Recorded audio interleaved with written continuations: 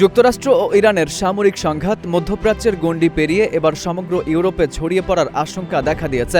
মার্কিন president Donald Trump যদি ইরানি অবকাঠামোয় সামরিক অভিযান অব্যাহত রাখেন, তবে জবাবে ইউরোপে অবস্থিত মার্কিন সামরিক ঘাঁটিগুলোয় সরাসরি হামলার পরিকল্পনা করেছে তেহরান।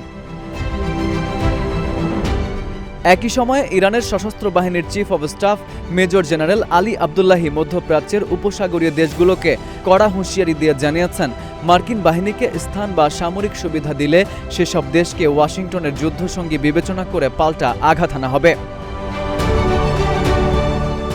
ফিনান্সিয়াল টাইমসের প্রতিবেদন অনুযায়ী ইউরোপে অবস্থিত মার্কিন লক্ষ্যবস্তুগুলোতে আঘাত হানার নীতিগত সিদ্ধান্ত খতিয়ে দেখছে তেহরান।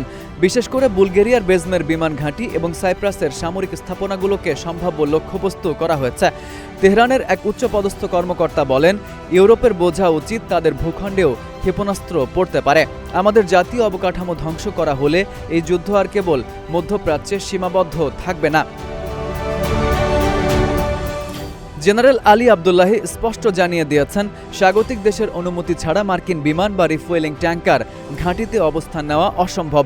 সুতরাং আক্রমণকারী মার্কিন বাহিনীকে যে কোনো সহায়তা প্রদান করা সরাসরি ইরানের বিরুদ্ধে যুদ্ধ ঘোষণার শামিল। এরই মাঝে নেট দুনিয়ায় ট্রাম্প ও তেহরানের মধ্যে এক অদ্ভুত মানচিত্র যুদ্ধ শুরু হয়েছে। ট্রাম্প হরমুজ প্রণালীকে যুক্তরাষ্ট্রের নতুন অঞ্চল দাবি করলে জবাবে ইরান মার্কিন অঙ্গরাজ্য ক্যালিফোর্নিয়াকে নীল রঙে চিহ্নিত করে ইসলামী প্রজাতন্ত্র ইরানের নতুন ভূখণ্ড ঘোষণা করে ব্যঙ্গাত্মক বার্তা দিয়েছে। 60 দিনের শান্তি চুক্তি ব্যর্থ হওয়ায় এই পরিস্থিতি এখন এক সর্বাত্মক বৈশ্বিক যুদ্ধের রূপ নিচ্ছে। FU Ahmed, Ittefaq news.